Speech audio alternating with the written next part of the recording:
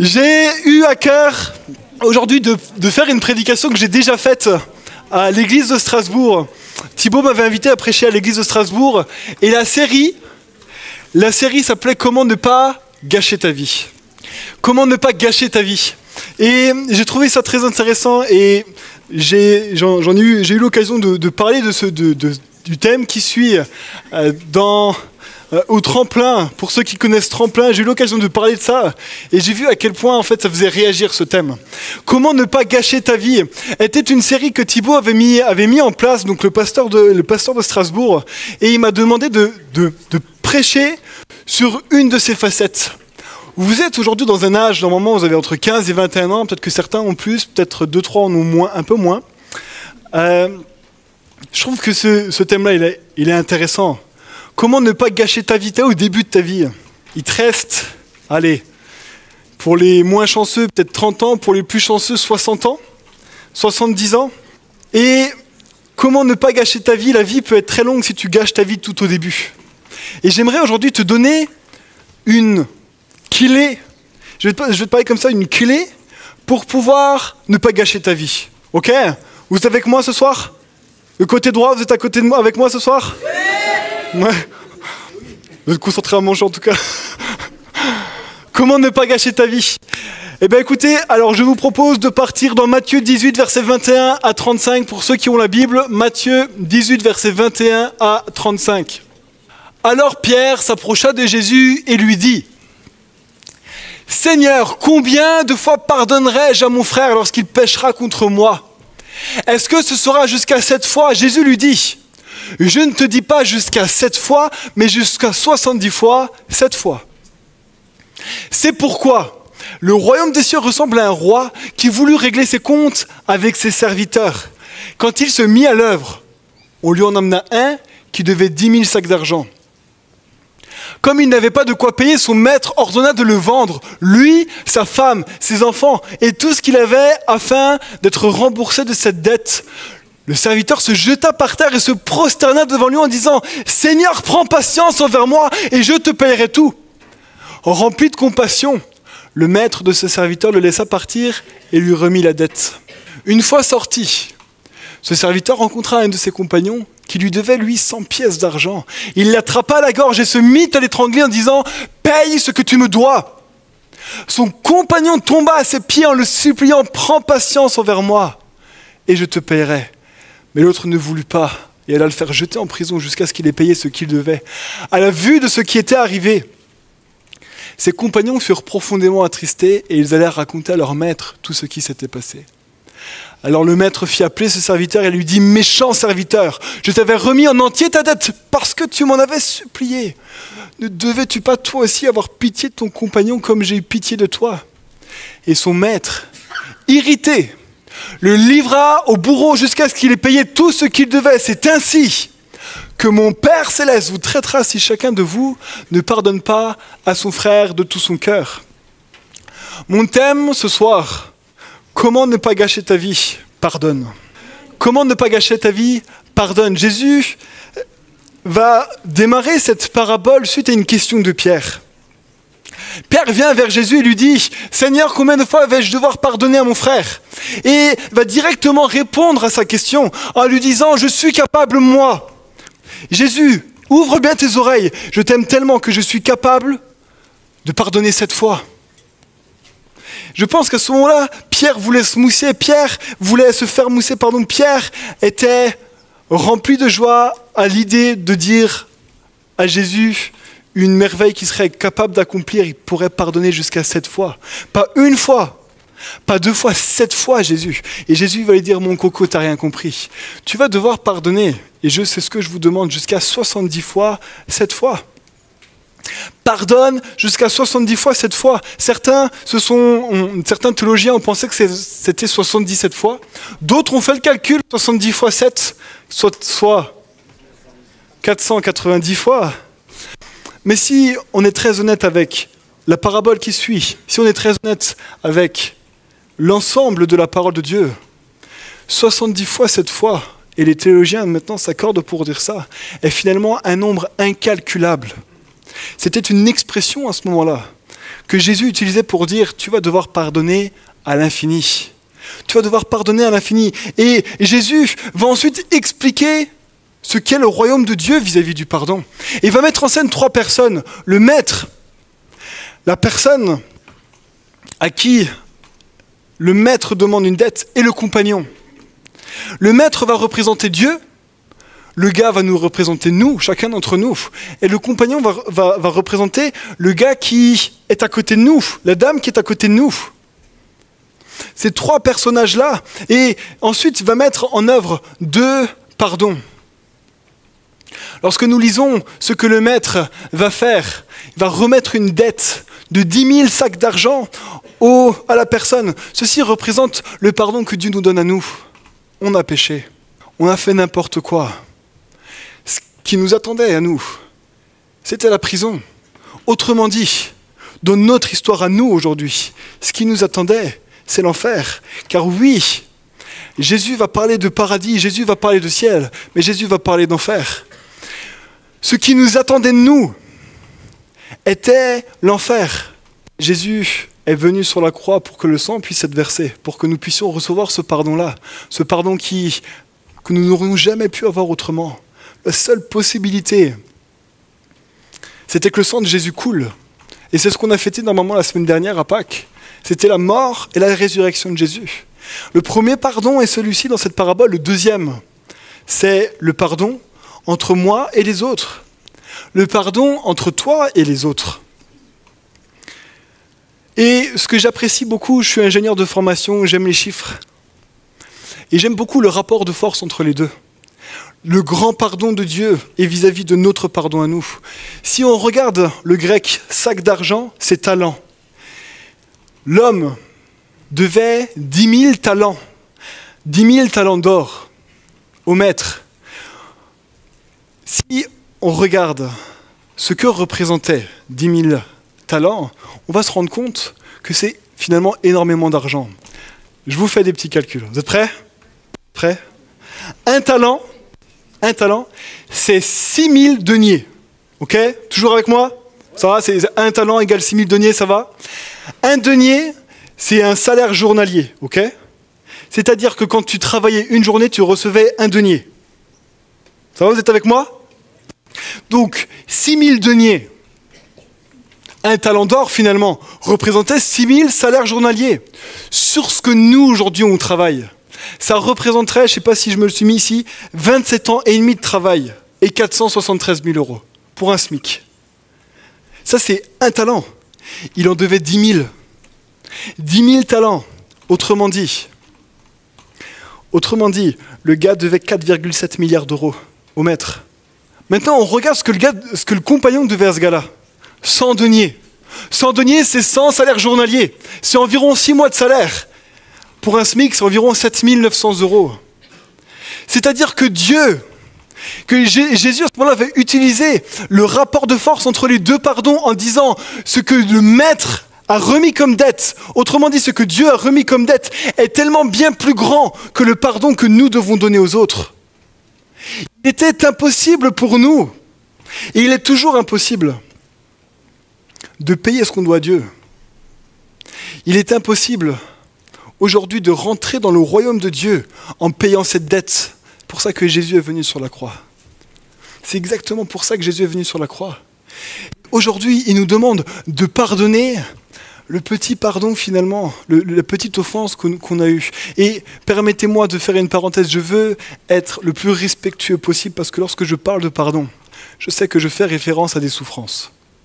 Je sais que je peux réveiller beaucoup de souffrances. Mais je veux tout de même comparer ce pardon-là à ce que Dieu nous a pardonné à nous. Car je crois que c'est la première vision qu'on doit avoir du pardon. Dieu nous a pardonné. Ces 4,7 milliards d'euros, tu aurais passé 27 000 années à payer, sans manger, sans dormir, sans avoir d'habits. Tous les jours, tu vas travailler pour payer ta dette. Ça, Jésus a tout pardonné sur la croix. Le pardon que nous avons reçu et maintenant nous devons l'accorder aux autres. Cet homme-là qui devait finalement 7 900 €, n'a pas vu sa dette être remise, est parti en prison. Et la conclusion de cette histoire, c'est que puisque la personne n'a pas pardonné, puisque la personne n'a pas remis la dette, alors le maître est venu le rechercher pour aller le remettre en prison. Autrement dit, la personne est venue le rechercher. Dieu va venir rechercher les gens qui ne pardonnent pas pour les mettre en enfer. Finalement, c'est ça la finalité. Donc, autrement dit, le pardon est nécessaire dans notre vie. Nous, aujourd'hui, qui sommes chrétiens, nous, aujourd'hui, qui avons décidé de suivre Jésus, qui avons reçu le pardon de Dieu pour nos péchés, nous devons, nous, aujourd'hui, à notre tour, pardonner. Alors, la définition du pardon, c'est quoi? C'est vrai que c'est vaste comme sujet. Définition du pardon, c'est tenir une offense, c'est tenir une faute pour nulle, c'est renoncer à en tirer vengeance, c'est renoncer à punir. Ça, c'est ce qu'est le pardon. Le pardon, à quel moment on doit pardonner? Le moment où on nous a fait du mal, on est d'accord? Le moment où on nous a fait du mal, on doit, selon la parole de Dieu, pardonner. Pardonner, ça peut peut-être nous faire du mal au début, mais c'est pour notre bien. C'est pour notre bien. Lorsqu'on t'a blessé, c'est comme si tout d'un coup tu avais une plaie ouverte. Tu avais une plaie ouverte dans le bide. Le pardon, c'est ce qui va venir te rafistoler. C'est ce qui va te permettre de cicatriser. C'est ce qui va te permettre de cicatriser. Ça c'est le pardon. Ça, c'est le pardon. Ça me fait penser à l'histoire d'Angelo, un gars de l'église. Un gars de l'église qui, alors qu'il est, il me semble, au travail, et si jamais vous avez envie de réécouter ce témoignage, il est dans tas 2 minutes. Vous tapez tas 2 minutes Angelo sur le net et vous trouvez directement la vidéo. C'est un gars là qui était père de famille. Il est au travail et tout d'un coup on l'appelle. Il y a eu un accident. Ton fils de 18 ans a eu un accident. Alors qu'il se rend là où il doit se rendre, il prend conscience et on lui donne l'information que son fils a été renversé par un automobiliste. Et ce jeune garçon de 18 ans est mort. Parce qu'un automobiliste qu'il n'avait pas vu l'a renversé. Et Angelo est là, Angelo est chrétien. Et Angelo, je pense, vous comprendrez, n'a pas du tout supporté l'annonce. Et est rentré dans un processus et a commencé l'alcool, est devenu alcoolique, etc. Jusqu'au jour où il se passe quelque chose dans sa vie et il décide de pardonner à ce chauffeur. Et sa vie a totalement été changée. Parce que sa plaie qui était là, parce qu'il avait pardonné, a tout d'un coup été refermée et cicatrisée. Le pardon, qu'est-ce que c'est? Le pardon, je crois déjà dans un premier temps, c'est pas approuver le mal. Dieu n'approuve pas le mal, mais pardonne quand même. C'est important que vous compreniez ça. C'est pas parce que tu pardonnes à celui qui t'a fait du mal que tu es en train de dire c'est bien ce que tu as fait. Ça, c'est pas pardonner. Pardonner, ce n'est pas approuver le mal. Pardonner, c'est ne plus tenir l'offense. On croit aussi que pardonner, c'est oublier. Dieu, effectivement, dit dans sa parole que nos fautes à nous, il les oublie et il les jette au plus profond des océans. Mais je crois que pardonner, aujourd'hui, nous en tant qu'humains, c'est pas possible. Lorsque nous pardonnons, nous avons une cicatrice. Cette cicatrice reste à vie. Je me suis fait opérer il y a 3 semaines. Cette cicatrice-là, je m'en rappellerai toute ma vie. Je la verrai tout le temps. Je ne pourrai jamais oublier ce qui s'est passé. Un malheureux accident de ski, malheureusement. Je ne pourrai jamais l'oublier. Quand tu pardonnes, tu ne peux pas oublier. Mais il y a des conséquences au pardon. Il va y avoir l'amour, la paix, la joie et une délivrance. Ce que c'est le manque de pardon. Le manque de pardon, c'est finalement rappeler la faute de l'autre. C'est commencer à haïr. Ne pas pardonner. Lorsque quelqu'un t'a fait une offense, ne pas pardonner, c'est que tout d'un coup, ça reste là. Et vous savez, je suis en train de parler du pardon, c'est quelque chose que j'ai vécu. J'ai vécu quelque chose dans ma vie, je n'en parlerai pas légèrement. C'est quelque chose que moi-même j'ai vécu. C'est pour ça que je veux vous en parler, c'est pour ça que je veux vous l'apporter ce soir. Lorsque tu ne pardonnes pas, ça reste ici. Et je ne pardonnais pas à ma mère vis-à-vis de quelque chose. J'ai commencé à la haïr. Et alors que je commençais à la haïr, j'avais 15 ans, je commençais à la haïr, 16 ans, 17 ans, je la haïssais. Et vous savez ce qui se passait? Lorsque je dormais, je rêvais d'elle tellement je la haïssais. Est-ce que ça reste là? Le manque de pardon a des conséquences terribles. Les conséquences du non-pardon, c'est que ton cœur devient dur et insensible. Ton cœur se transforme en haine. Ton amour se transforme en haine. Tu veux te venger. Et finalement, tu souffres. Tu es consumé de l'intérieur. Pardonner, c'est pas pour l'autre. Pardonner, c'est pour toi. Pardonner, c'est pour moi. Comment ne pas gâcher ta vie? Apprends à pardonner. Apprends à pardonner. Et j'aimerais voir je commence mon deuxième point, mais j'aimerais voir une facette de comment tu pourrais gâcher ta vie et comment tu pourrais gâcher finalement tes relations. Parce que le pardon, c'est tes relations. Et j'aimerais voir dans un premier temps vis-à-vis de Dieu. Parce que je crois que le manque de pardon va gâcher ta relation avec Dieu. Mon premier point, c'est que le manque de pardon est finalement un péché. Si Jésus nous dit qu'il faut que nous pardonnons et que nous désobéissons, alors forcément on est en train de désobéir à Dieu et donc du coup, nous péchons. Péché c'est quoi? Péché c'est désobéir à Dieu. Donc lorsque tu ne pardonnes pas, tu pèches. Mais maintenant on va un tout petit peu plus loin. Dieu, lui, alors qu'il n'a jamais commis une seule faute, a décidé de pardonner. Et toi, qu'est-ce que tu fais? Lorsque tu ne pardonnes pas, tu dis, moi, Dieu, il a beau pardonner, moi, je ferai autrement. Et je décide de ne pas pardonner. Et finalement, même si c'est pas clair dans ta tête, même si c'est pas comme ça, même si tu le dis pas, finalement, tu te mets au-dessus de Dieu et tu te dis, Dieu, il fait ce qu'il veut, moi, je fais ce que je veux, je me mets au-dessus de lui. Et finalement, c'est de l'orgueil. Finalement, ça va être de l'orgueil. Ne pas pardonner, c'est dire, peu importe ce que Dieu dit, même si lui, il n'a jamais fait une seule offense, il m'a pardonné. L'énorme dette, la petite dette que quelqu'un me doit, je ne lui pardonnerai pas. Je suis bien meilleur. Je suis bien meilleur que ça. Et finalement, tu vas commettre un péché. Et un péché va t'éloigner de Dieu. Mon deuxième point, c'est 2 Corinthiens 2, versets 5 à 11. Si quelqu'un... Attendez, je prends une bouteille. Si quelqu'un était une cause de tristesse, ce n'est pas moi qui l'ai attristé, c'est vous tous. Du moins dans une certaine mesure, pour ne rien exagérer. Le blâme qui lui a été infligé par la majorité d'entre vous est suffisant pour cet homme. Si jamais c'est Paul qui parle aux Corinthiens. Hein. Maintenant, au contraire, vous devez plutôt lui pardonner et l'encourager de peur qu'il ne soit accablé par une tristesse excessive. Je vous engage donc à faire preuve d'amour envers lui, car je vous ai aussi écrit dans le but de savoir, en vous mettant à l'épreuve, si vous êtes obéissant à tout point de vue.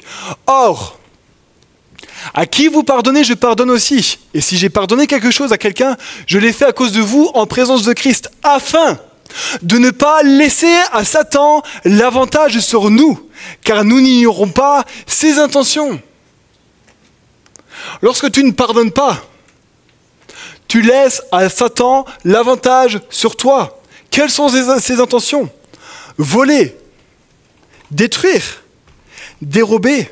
Satan veut te détruire. Satan va tout faire pour que tu ne pardonnes pas. Et ça va lui permettre d'avoir un accès à toi.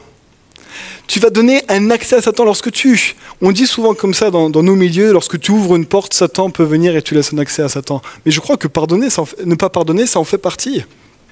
Et vous savez, Satan est rusé. Je l'ai déjà dit ici, Satan a 2000 ans de stratégie, il sait comment faire. Il va venir... Et il va te mettre quelque chose dans ta tête. Tu as subi une offense, c'est douloureux, et tout d'un coup, il va te dire quelque chose. Il va te dire ça. Tu ne peux pas pardonner. Ça n'est pas possible. L'offense est bien trop lourde. Ce n'est pas possible. Tu ne peux pas pardonner. C'est impossible. Satan va venir pour te mentir. Satan va venir pour te mentir, afin qu'il puisse avoir un accès à toi. Regardez ce qui s'est passé dans l'histoire de Joseph. L'histoire de Joseph, en dehors de Jésus, lorsque je pense pardon, je pense à Joseph. D'accord ? Pour ceux qui ne connaissent pas l'histoire de Joseph, c'est un gars qui était dans une famille, il y avait 11 frères, et le père, c'était le plus petit Joseph, le père a fait du favoritisme. Et a préféré Joseph à tous les autres. lui offrait des habits Nike, j'imagine, alors que les autres, ils avaient du H&M. Ah, ça va, ça vous parle, ça. Ah, c'est vraiment ce qui s'est passé, sauf que c'était pas vraiment de la marque, c'était des couleurs. Et alors qu'il se passait ça, et que je pense que ça a dû durer des années et des années et des années, jusqu'à ce que, depuis que Joseph est finalement petit, Joseph va un jour les rejoindre quelque part, et les 11 frères vont décider, tous ensemble, de tuer Joseph. Et finalement, ils se sont un petit peu, et vont décider de le vendre pour être esclave en Égypte. Regardez ce qui s'est passé, le non-pardon dans le cœur des frères de Joseph. Quelqu'un a fait une offense, quelqu'un les a blessés. C'était pas Joseph, c'était Jacob, le père, qui avait favorisé. Voici ce qui s'est vraiment passé. Mais les gars, ils ne se sont pas rendus compte de ça. Ils s'en sont jamais rendus compte. Et ont décidé finalement d'attaquer la personne qui était favorisée. Alors qu'ils n'ont pas cerné, ils ne pardonnaient pas. Satan avait un droit. Satan a eu l'avantage. Ils ont vendu Joseph comme esclave. Je ne sais pas si on se rend compte de ce que ça veut dire. Joseph et ses frères qui n'ont pas pardonné. Et regardez, non mais alors, attendez, c'est bon, j'y suis, c'est bon. Vous êtes avec moi? Ouais. Regardez ce que Satan a fait du coup. Les frères de Joseph ont finalement laissé une porte ouverte. Les frères de Joseph ont laissé une porte ouverte. Ils ont vendu Joseph. Joseph a vécu quelque chose d'horrible. Il avait environ 17 ans de souvenirs, pour ceux qui ont fait la formation biblique. Environ 17 ans. 17 ans, quitter papa et maman subitement. Tout d'un coup, aller dans un autre pays qui ne parlait pas la même langue. Et être forcé de travailler. Voici ce que Satan fait. Lorsque tu ne pardonnes pas, il va te détruire toi, parce que les frères de Joseph ont dû souffrir terriblement, mais vont faire du mal aux autres. Ça, c'est ce que fait le manque de pardon. Le troisième point, le manque de pardon, dans Marc 11, versets 24 à 26. C'est pourquoi je vous dis, tout ce que vous demanderez en priant, croyez que vous l'avez reçu, et vous le verrez s'accomplir. Et lorsque vous êtes debout, faisant votre prière, si vous avez quelque chose contre quelqu'un, pardonnez afin que votre Père qui est dans les cieux vous pardonne aussi vos offenses. Mais si vous ne pardonnez pas, votre Père qui est dans les cieux ne vous pardonnera pas non plus vos offenses. Nous avons des promesses qui sont incroyables dans la Bible. Tout ce que vous demanderez en priant, croyez que vous l'avez reçu et vous le verrez. Attendez, je la refais parce que vous n'étiez pas trop avec moi. Tout ce que vous demanderez en priant, croyez que vous l'avez reçu et vous le verrez. Ça va, qui c'est qui a envie de vivre ça? Qui a envie de vivre ça? C'est vachement marrant parce qu'après Jésus, il va dire, bon par contre, lorsque tu es debout, en train de faire la prière et que tu as quelque chose contre quelqu'un, pardonne. Pourquoi est-ce qu'il dit ça à ce moment-là? Pourquoi est-ce que les deux versets se suivent? Parce que le manque de pardon est un frein à l'exaucement de la prière. Certains d'entre vous, vous priez peut-être depuis des années, vous êtes peut-être malade et vous n'avez jamais été guéri, vous avez peut-être un sujet de prière très précis depuis des années et vous ne le voyez pas s'accomplir. Peut-être qu'il y a un manque de pardon qui est là dans la vie, qui est là dans ta vie. Et ne me faites pas dire ce que je n'ai pas dit, la réciproque n'est pas égale. C'est-à-dire que ce n'est pas parce que tu n'as pas d'exaucement qu'il y a forcément un manque de pardon dans ta vie, d'accord ? Mais peut-être qu'il y a peut-être un frein à l'exaucement de la prière. Peut-être parce qu'il y a quelque chose qui s'est passé et que tu n'as jamais pardonné. Et le quatrième point, vis-à-vis de Dieu et vis-à-vis de tes relations avec lui. Matthieu 6, versets 14 à 15.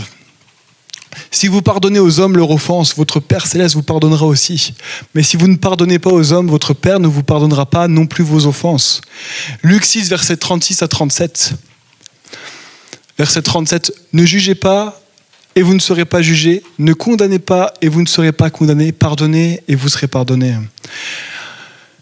Pourquoi? Comment accédons-nous au ciel?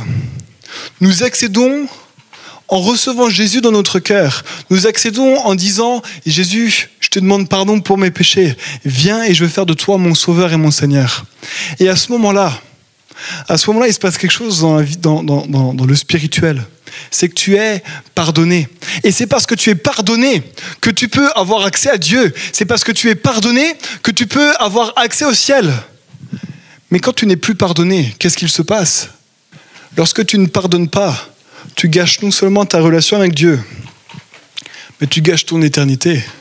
Car quand tu ne pardonnes pas, la suite c'est l'enfer. Je veux être très sérieux avec vous les amis parce que je suis en train de vous dire ce que la Bible dit.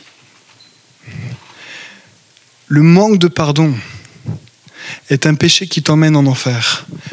C'est un principe qui est spirituel. Si tu ne pardonnes pas, tu ne peux pas être pardonné. Mon grand 3, nous devons pardonner.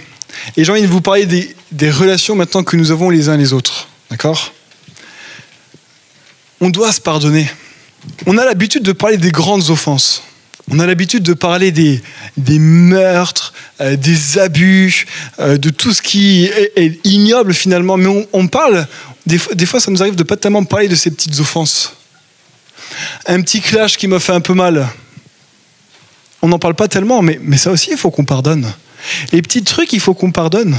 Allez, je vous parle dans nos amitiés. Allez, j'ai deux petites histoires, deux petits... Allez, j'en affiche un et l'autre, je crois qu'il n'est pas là, donc je ne l'afficherai pas, mais j'en parlerai quand même un petit peu, je trouve ça quand même assez... Mais pour dire à quel point ça peut gâcher nos relations. Moi, je suis quelqu'un qui est très ponctuel, d'accord ?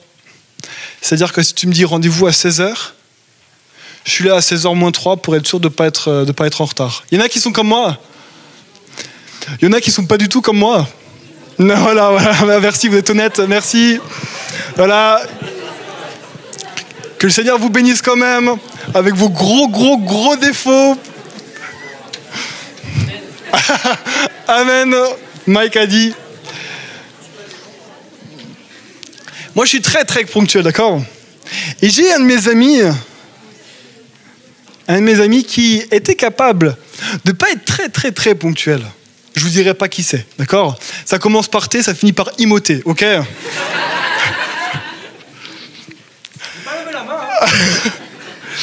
Il a changé, merci Seigneur, gloire à ton nom. Et alors qu'on se donne rendez-vous une fois, 2 fois, 3 fois, je me rends compte qu'il est quand même particulièrement souvent en retard. Alors quand c'est 5 minutes, ça va, quand c'est un peu plus, ça va moins. Mais imaginez, on est d'accord pour dire que c'est bête de lui en vouloir pour ça. On est d'accord ? Au pire, c'est personne qui lève la main, c'est grave. Non, c'est grave ou c'est pas grave ?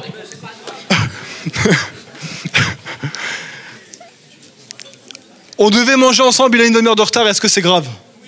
Quoi, vraiment ? Non, vraiment. Attendez. On met un truc de comparaison. C'est une petite offense vis-à-vis de l'adultère, on est d'accord ? J'ai eu peur. Ok, donc c'est une petite offense. Mais imaginez, je pardonne pas Tim. Qu'est-ce qui se passe ? Oh, une fois, ok. Bon, à la limite, une fois. 2e fois, punaise, il est sérieux le mec. T'es la 3e fois, je te promets que s'il me fait ça une 3e fois, après, et il me fait ça une 3e fois. Et je pardonne pas ce truc-là.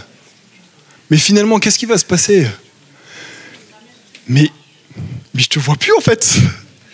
Casse-toi mec, franchement, je veux plus te voir. Voilà. Mais...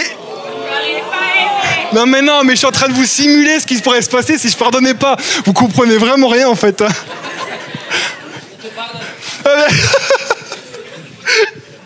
Mais imaginez ce qui est en train de se passer avec Tim. Mon amitié que j'ai avec lui, qui aujourd'hui a 10 ans, 11 ans, en septembre. Pouah. On est vraiment un vieux couple. 11 ans. Que je décide comme ça de dire c'est ciao. On est quand même d'accord qu'il y a des conséquences du coup. Le manque de pardon va faire qu'il va y avoir une conséquence et que je vais arrêter de voir mon ami Tim. Maintenant, je vais vous parler de quelqu'un d'autre. Il n'est pas là, donc je ne l'afficherai vraiment pas pour le coup. Et j'ai un très bon pote à moi qui, lui, va clairement dire ce qu'il pense tout le temps.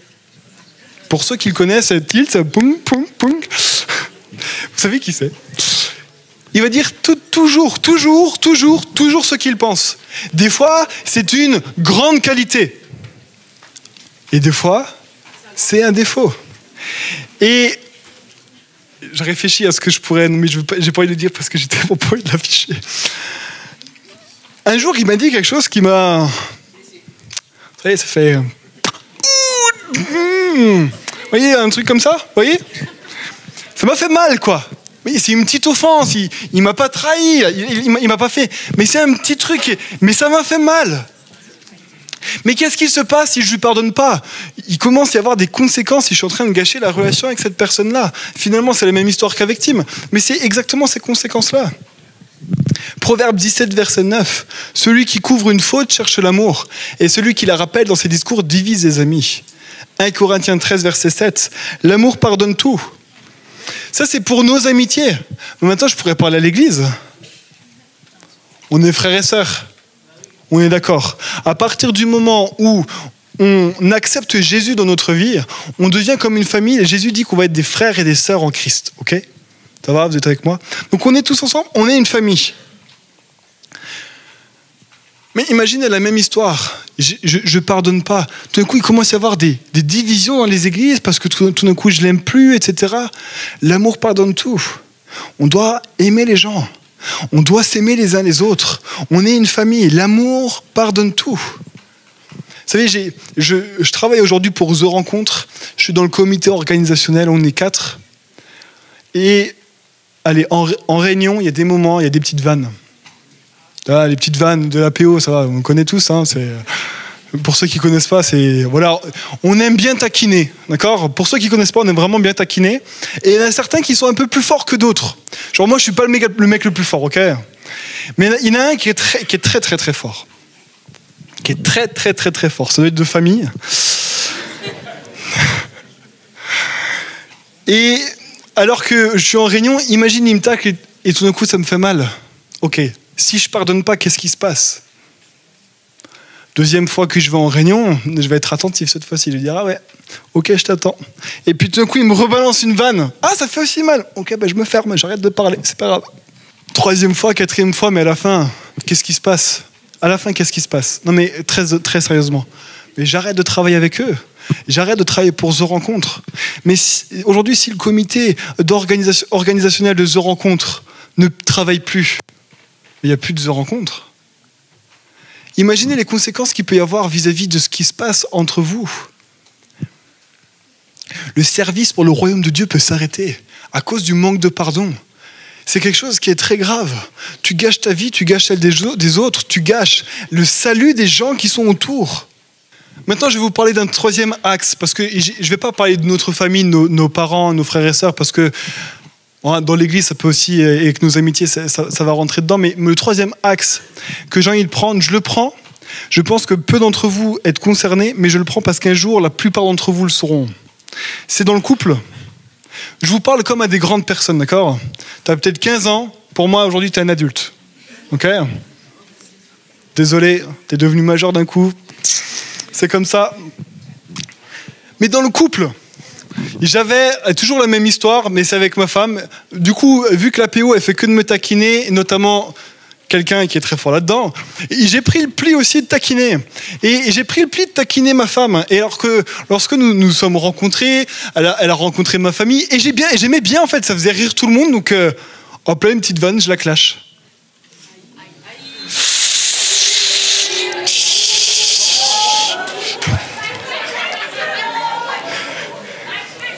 Mais moi, je m'en suis pas rendu compte. Donc qu'est-ce que je fais? Je fais une deuxième blague.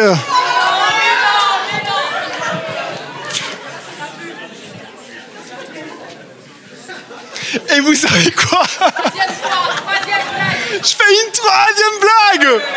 Allez, ouais. Et c'était le blaireau. Non mais m'applaudissez pas, je suis en train de faire du mal à ma femme et vous applaudissez, vous êtes fous quoi. Ok, trêve de plaisanterie. Imaginez maintenant que ma femme, elle est là, et qu'elle dit ok. Je le fais bien ou pas? Non, pas du tout. Hein. Écoutez, on se refait une fois. Ok. Imaginez, elle me pardonne pas. Imaginez, ça commence, et surtout généralement quand on pardonne, il faut aussi dire les choses. Imaginez, elle m'en avait jamais parlé, et je continue, je la taille, je la clash H24 pour faire rire tout le monde, mais elle, c'est en train de la blesser. Et finalement, petit à petit, elle va s'enfoncer. Et tout d'un coup, alors qu'on est à la maison, tout d'un coup, elle va devenir comme un peu virulente. Et je comprends pas, je dis, qu'est-ce que c'est à toi? Ouais, c'est comme ça que ça va se passer. Ah mais, attendez, vous êtes en train de comme ça. Mais c'est ce qui va se passer chez vous si vous pardonnez pas. Qu'est-ce qui se passe? Qu'est-ce que t'as, toi? Oh!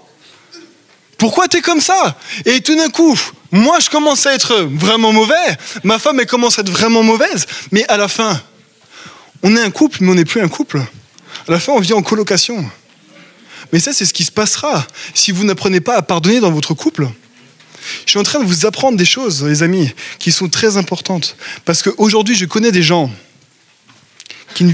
des couples qui vivent en colocation, qui sont là, qui donnent à manger aux enfants, qui couchent les enfants, mais après, il n'y a plus de relation entre eux.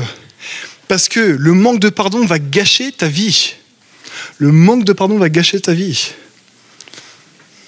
Maintenant, je vais aller dans les grandes offenses. Je vais parler des choses un peu plus sérieuses, on va arrêter de rire. Je sais que certains d'entre vous, vous avez vraiment vécu des choses très difficiles. Mais je vais tout de même parler de ces grandes offenses, parce que finalement, ça va être pareil. Ça va être pareil. Et je veux vous parler dans un premier temps du couple. Je vais vous parler comme à des grandes personnes. J'avais l'habitude de dire que si un jour ma femme me trompait, je partirais de la maison. J'ai vécu ça dans le couple de mes parents. Je dis, si un jour ça m'arrive, je me casse. Tant pis. Mais regardez ce que la Bible va dire à ce sujet-là. Marc 10, versets 2 à 9. Les pharisiens l'abordèrent, donc abordèrent Jésus, et pour l'éprouver, ils lui demandèrent s'il est permis à un homme de répudier sa femme. Il leur répondit, que vous a prescrit Moïse? Moïse, dirent-ils, a permis d'écrire une lettre de divorce et de répudier. Et Jésus leur dit, c'est à cause de la dureté de votre cœur que Moïse vous a donné ce précepte. Mais au commencement de la création, Dieu fit l'homme et la femme. C'est pourquoi l'homme quittera son père et sa mère et s'attachera à sa femme. Et les deux deviendront une seule chair. Ainsi, ils ne sont plus deux, mais ils sont une seule chair. Que l'homme donc ne sépare pas ce que Dieu a joint. Il était possible de répudier sa femme pour adultère. Il était possible, dans cette loi-là, de divorcer.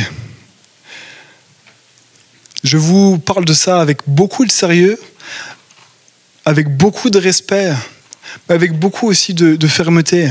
À ce moment-là, Jésus est en train de dire, c'est parce que vous avez le cœur dur que Moïse vous a donné cette possibilité-là. Mais à l'origine, Dieu ne voulait jamais ça.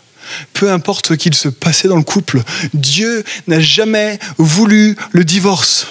Peu importe ce qu'il se passe, c'est à cause de la dureté de votre cœur que vous ne pardonnez pas. C'est à cause de la dureté de mon cœur que je ne pardonnerai pas.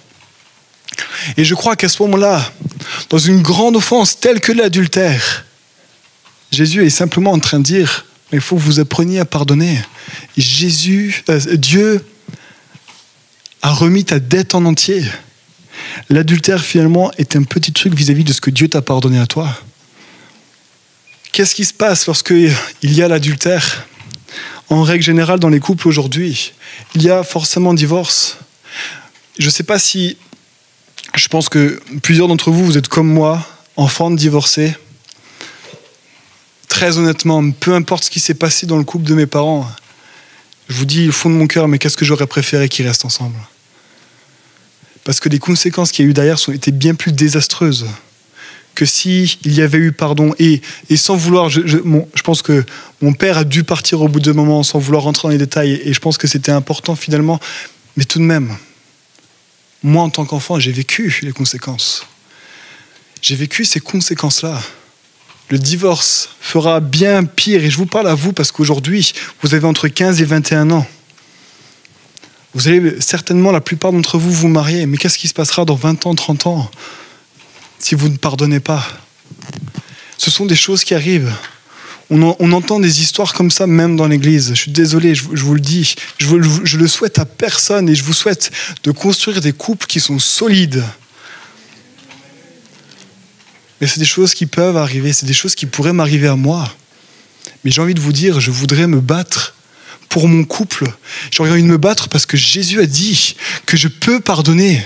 Jésus a dit que Dieu ne veut pas que nous Séparons ce qui l'a uni. Il y a des grandes offenses. Il y a l'adultère, mais certains d'entre vous, l'adultère, je pense que très très peu de personnes l'avaient déjà vécu. Mais il y a des choses que nous avons déjà vécues, nous, à notre âge. Certains d'entre vous, ça peut être des abus moral, abus sexuel. Certains d'entre vous, ça va être le divorce des parents comme moi j'ai eu. Certains d'entre vous, ça pourrait être une trahison. Vous étiez peut-être en couple, il y a eu une trahison finalement. Il y a eu des amis, il y a eu des trahisons. Et vous les avez pris comme des grandes offenses, comme du rejet terrible. Certains d'entre vous, ça peut être le meurtre de quelqu'un que vous aimiez. Certains d'entre vous, ça peut être la négligence de la mère. Le manque d'amour du père. Je vous parle de tout ça avec beaucoup de respect, encore une fois, parce que j'ai vécu ça. Alors que j'avais 15 ans, le 26 septembre 2011, pour vous dire à quel point ça m'a marqué, mon père décide de divorcer de ma mère. Et alors que mon père m'annonce ça, je me rappelle, j'arrivais à Impact Jeunesse. Je me rappelle m'effondrer en larmes le moment où la louange commence. Et mon père m'explique finalement tout ce qui s'était passé et tout ce que ma mère avait commis. Et mon père qui me disait en larmes, j'y arrive plus, je pars. Et alors que j'entends comment ma mère a détruit le couple de mes parents, comment ma mère a détruit ma famille. J'avais 15 ans, j'ai 3 petits frères et sœurs encore. Détruit ma famille. J'ai commencé à développer de la haine envers elle. Et alors que je développe cette haine envers elle, à ce moment-là, j'ai 15 ans. Et alors que je marche, je suis en train de penser à elle. Alors que je vais aller manger, je pense à elle. Alors que je dors, je rêve de elle. Elle est dans mes pensées. Je la déteste. J'ai 16 ans. J'ai 17 ans. J'ai 18 ans. Cette colère-là, elle est encore là. 18 ans. Et quand je vous dis que le manque de pardon a des conséquences sur une vie, je commence à fréquenter une fille.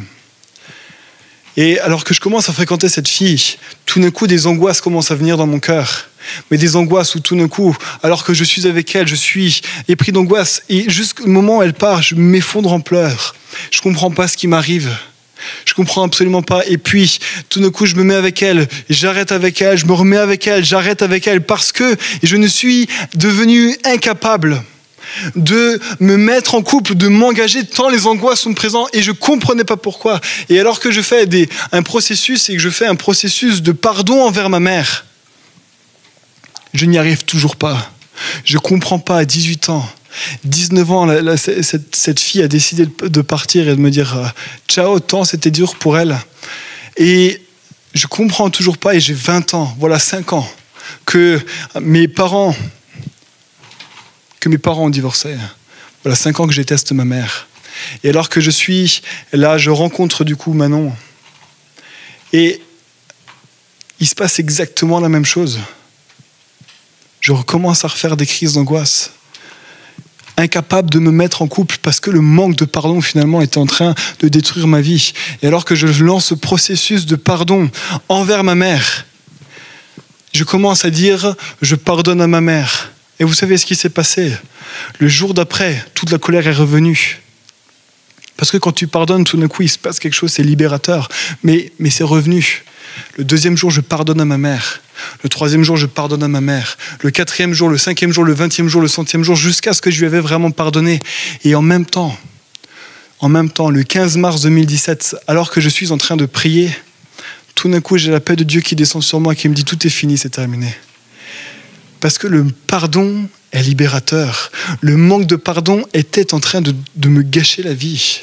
Si simplement juste la pianiste pouvait simplement venir, Nao, s'il te plaît. Et je vais terminer là-dessus. Le pardon peut gâcher ta vie. Le manque de pardon peut gâcher ta vie. Le pardon va venir te libérer. Tu es peut-être ici et c'est peut-être toi qui as fait beaucoup de mal. Et tu t'en es rendu compte. Mais tu es coupable. Tu te sens coupable. Tu as une culpabilité. Tu dois te pardonner à toi-même. Tu dois apprendre à te pardonner à toi-même. Le pardon est quelque chose qui est intentionnel. Tu ne te réveilleras jamais le matin.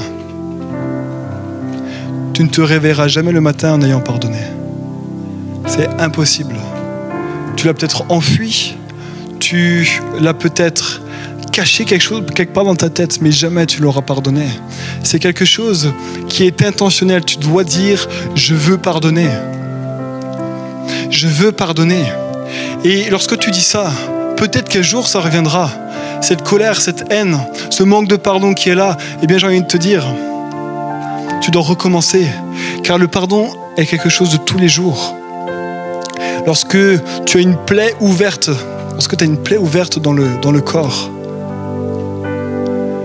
et que tu es venu la première fois pour rafistoler, chirurgien est venu, le Dieu créateur est venu, tu as dit je pardonne Dieu, et le chirurgien merveilleux est venu, il est venu recoudre la plaie. Mais le problème, c'est que le jour d'après ça fait encore mal, parce que c'est pas encore cicatrisé. Et tu vas devoir redire, je veux pardonner, je veux garder cela. Car si tu dis, tant pis, c'est pas grave, j'abandonne, tu pètes tous les fils. Ta plaie se réouvre et ça fera encore plus mal. Tu dois apprendre à dire, je maintiendrai, je pardonne, jusqu'à ce que la cicatrice ne soit plus que visible et qu'il n'y ait plus aucune douleur.